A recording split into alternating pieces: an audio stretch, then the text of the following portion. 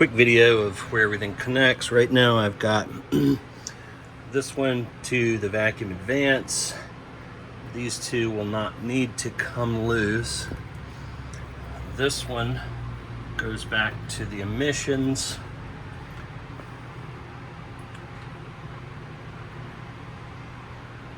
So hopefully this will serve to help me get everything back together properly. I have taken the intake plenum and carburetor back out of the Subaru Sambar.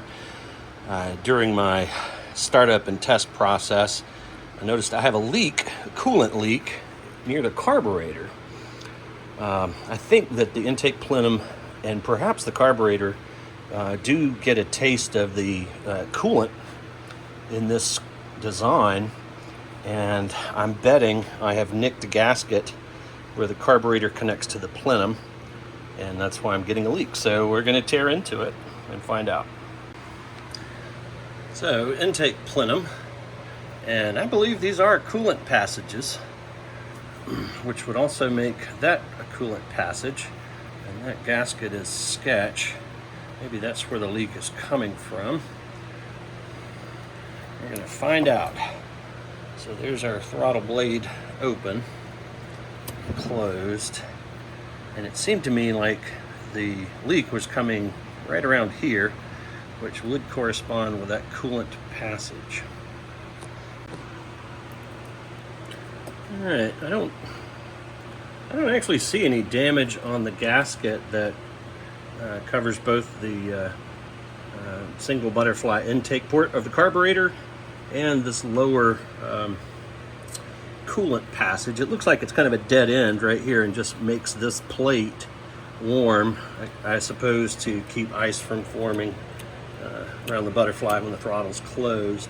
What may have happened here is that I did not clean this well enough, and there was some gunk. There's still a little, I'll work on that, but it may have been just a little bit of gunk underneath this that prevented it from sealing correctly. So I'm going to try that, clean it better, and reseal it and see if that solves the issue. I'm about to clean that with some MAP cleaner and cotton swabs. I'll also point out I've cleaned up the aluminum intake plenum. If you look closely, there is a little bit of pitting. There's a little bit of pitting where the gasket seals, and that may also have contributed to the leak. So I may use a super thin layer of RTV when I reassemble this. Here are some notes. It's actually this coolant line connects here. Or wait a minute, is that backwards? Just give it another quick test. Okay, this coolant line exits here, and this coolant line exits over here. This is a vacuum port, and this hose exits into the portal or connects to the port on this cylinder.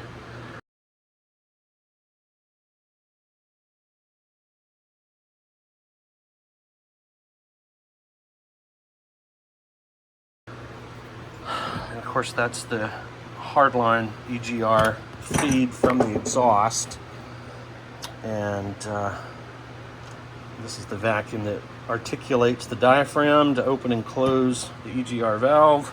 And I'll have to get back on the exact function of these, but these are definitely vacuum connections. I can't from memory tell you where they go. I think this really is the vacuum for the brake booster. This is definitely connected to the intake port and seems like it would be part of the EGR. However, this I have connected down to the water neck, the thermostat housing for coolant. So maybe that's where the problem is. And this, when you blow in it, it comes out here. Those seem to be just the bolt holes. there is coolant there.